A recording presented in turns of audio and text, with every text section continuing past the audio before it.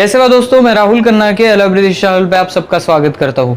दोस्तों आप जानते हो मैं कुछ ना कुछ लेके आता हूँ। तो दोस्तों आज के वीडियो में हम जानेंगे कि क्या यहाँ पे कोर्ट हुआ करते थे, अगर हुआ करते थे तो वो किस काल में हुआ करते थे। बहुत सारे लोगों ने कमेंट किया कि सर आप काल बताते चलो। ऐसा है कि प्रागैतिहासिक कालखंड में बहुत सारे इतिहासकारों का कुछ अनुमान वो 100-150 साल या 400-500 साल इधर उधर होता है। आपको सभी को पता है कि इतिहास खोजना है आपको, तब आप ये बताते हो कि हमारे उस काल में ये राजा थे। लेकिन मैं ये कहता हूं कि क्या ऐसा काल नहीं था जहां पे कोई भी राजा नहीं था? क्या ऐसा विभाग नहीं था जहां पे कोई भी गंड राज्य अस्तित्व में नहीं था? ऐसा तो नहीं हुआ कि गुफा से निकलकर डायरेक्ट राज्य बने, राजा सिंहासन पर बैठ गए, ऐसा तो नहीं होता। ये राजा और प्रजा की थ्योरी एक जगह आने के लिए साल लग गए होंगे, और इस साल में इसके पहले भी महानगर अस्तित्व में थे। इसके पहले भी यहाँ पे कोर्ट हुआ करते, लोग गोंदोला में रहना स्टार्ट कर चुके थे। गोंदोला में रहना यानी क्या, गोंडी में उसको गोंदोला कहते हैं, हम सादी भाषा में इसको कहेंगे तो नगर बना के रहना, एक दूसरे के साथ रहना। जब लोगों को समाज की अनुभूति हुई, समाज होना चाहिए, आसपास में एक दूसरे को हेल्प करना चाहिए, इसी से संसार का डेवलपमेंट होता है। यही बातें लोगों को जब ज्ञात हुई तब यहाँ पे गांव बसने लगे, शहर बसने लगे, नगर बसने लगे, और फिर अस्तित्व में आई प्रजा और राजा की संकल्पना। दोस्तों बिल्कुल ऐसा ही हुआ है, और डॉक्टर मोतीराम कंगाली सर जिसके बारे में मैं बात करने वाला हूँ, वो डॉक्टर मोतीराम कंगाली सर ने ये कहा है कि गोंडियन गंड राज्य अस्तित्व के पहले यहाँ पे कोर्ट हुआ करते थे। जी हाँ दोस्तों, कोर्ट हुआ करते थे। गोंडियन किंवदंती के अनुसार नर्मदा के क्षेत्र में यहाँ के गोंडियन लोगों का विकास हुआ। आज जहाँ भी आपको गोंडियन लोग दिखते हैं वो नर्मदा से ही स्थलांतरित हुए हैं। ये बिल्कुल बात 100% मोतीराम कंगाली साहब की यहाँ बैठती है, क्योंकि उनकी किंवदंती भी वही कहते हैं। और जब आप सर्वे करने जाओ और वो देखो तो रियल में भी गोंडियन लोग वो नर्मदा नदी के किनारे ही बसे हुए लोग हैं। दोस्तों बहुत पहले इसको कौन सा युग कहेंगे? जी हाँ दोस्तों, तिरुमाई चंद्रलेखा कंगाली इस युग को पुराण पाषाण युग कहती है, जो हम आद्यैतिहासिक इतिहास कालखंड कहते हैं। ये पुराण पाषाण युग में जब यहाँ पे लोग थे वो गुफाओं कंदरों में रहते थे।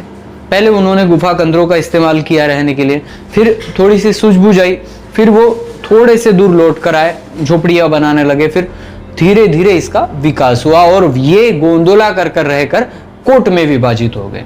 अभी ये कोट क्या है? ये कोट है, कोट के बाद ही गढ़ बने और गढ़ एरिया विस्तारित किया गया, लेकिन उसके पहले कोट था।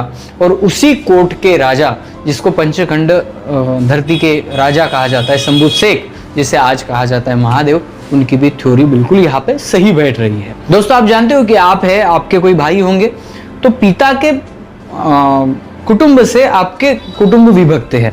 जैसे कि मैं हूं तो मेरा कुटुंब अलग है, भाई का कुटुंब अलग है, आगे चलकर मेरे कुटुंब अलग बन जाएंगे और भाई के कुटुंब अलग बन जाएंगे। ये कुटुंब बढ़ते जाएंगे और फैमिली बड़ी होती जाएगी।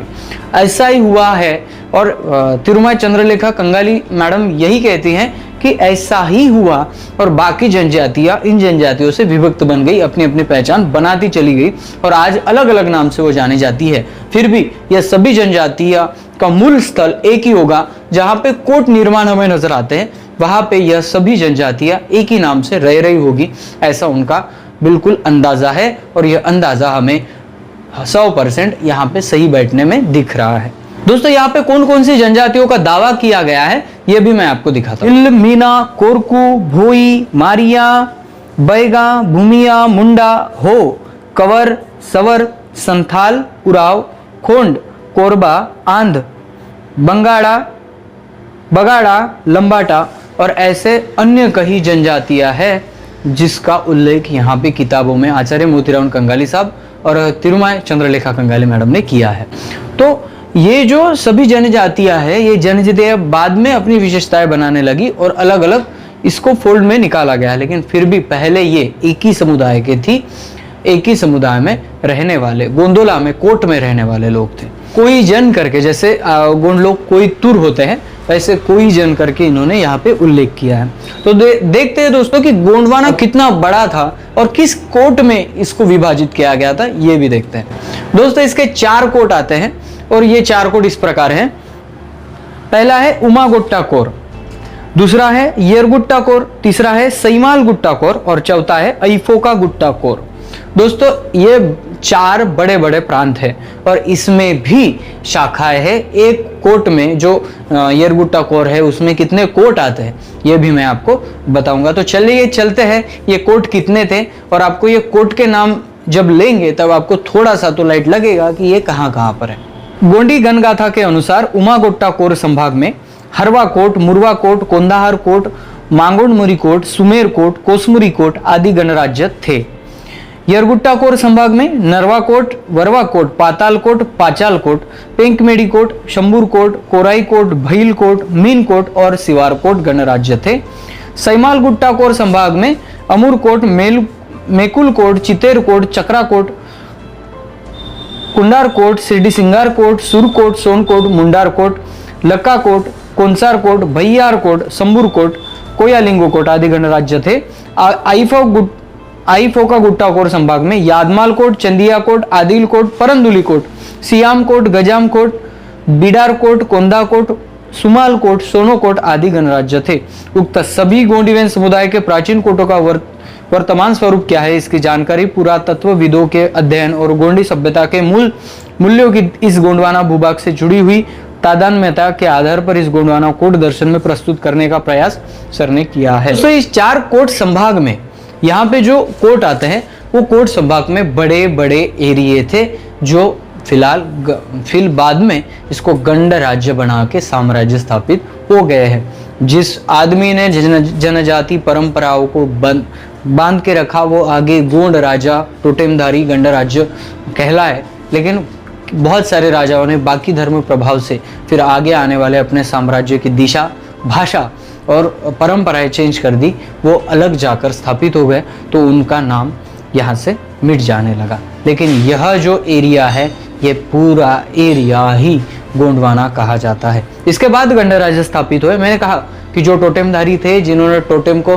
बलशाली रखा और आगे चलते दिखा वो उनका एरिया गोंडवाना कहा जाने लगा, और बाकी जिन्होंने बाकी धर्म के प्रभाव से छोड़ दिया उनका एरिया बाकी साम्राज्यों से मिलता गया। दोस्तों अगली वीडियो में हम जानेंगे कि ये कोट के बारे में। अमूर कोट क्या है? देखिए कोट यह नाम बहुत कम अभी नजर आता है। पाताल कोट का नाम कोई किसी ने नहीं बदला, वो पाताल कोट ही बना है, लेकिन बहुत सारे जगह पे नाम चेंज हो गया। आदिल कोट को अभी आदिलाबाद कहा जाता है। चांदागढ़ का नाम गढ़ निकाल के चांदा कुछ दिन चला रहा, फिर आज चंद्रपुर बन गया। यानी ये नाम तो चेंज हो गए हैं, लेकिन ये कोट कहाँ पर थे, कितने एरिया में थे, ये भी आपको देखना बहुत इंटरेस्टिंग होगा। तो अभी फिलहाल इतने सारे कोट को बता पाना इस वीडियो में पॉसिबल नहीं है, तो मैं आपको एक कहूंगा कि मैं सभी अमूर कोट से लेकर पंचमेड़ी कोट, जो परंदुली कोट, आदिल कोट, ये जो भी नाम बताए गए हैं, एक एक कोट की जानकारी को हम पूरी तरह से छानेंगे और उस पे एक एक वीडियो पर्सनली बनाएंगे। ये कहाँ पे थे, कितने किलोमीटर में थे और कहाँ पे इसका अंदाजा लगता है, ये भी हम देखेंगे और आगे चलें। चैनल को सपोर्ट जरूर करें, क्योंकि आपके सपोर्ट से चैनल आगे बढ़ रहा है। तो गूगल पे और पेटीएम नंबर आपको दिया गया है। और दोस्तों ये कोट से लेकर आद्यतेहासिक कालखंड से लेकर आपको आज तक के कालखंड में गोंडवाना क्या था, इसको अगर आप समझना चाहते हैं तो आपको बहुत सारे लोगों ने मुझे ईमेल किया, मैसेज किया कि सर हमें किताब चाहिए। प्रकाश सलामी सर का नंबर मैं नीचे दे रहा हूं, उनको आप फोन करिए, बोलिए, वो व्हाट्सएप पे आपको किताब की सूची भेज देंगे। मेरे ख्याल से सभी गोंडवाना की जो हिंदी किताब है उसको अगर हम बना के ले तो मेरे ख्याल से 2250 रुपए का उन्होंने बताया था। वो अमरावती में रहते हैं, मैं बाहर रहता हूँ, उनका सिर्फ मेरा फोन कांटेक्ट है, बाकी कोई नहीं है। तो वो ये काम कर रहे हैं, गोंडवाना की किताबें आप तक पहुंचाना, कुरियर के द्वारा वो भेज देंगे, तो आप उनसे बात कर लीजिएगा, मैं नीचे नंबर दे रहा हूँ। तो दोस्तों मिलते हैं अगले वीडियो अगले टॉपिक के साथ, तब तक के लिए जय सेवा, जय जोहार, जय आदिवासी, जय गोंडवाना, जय भीम।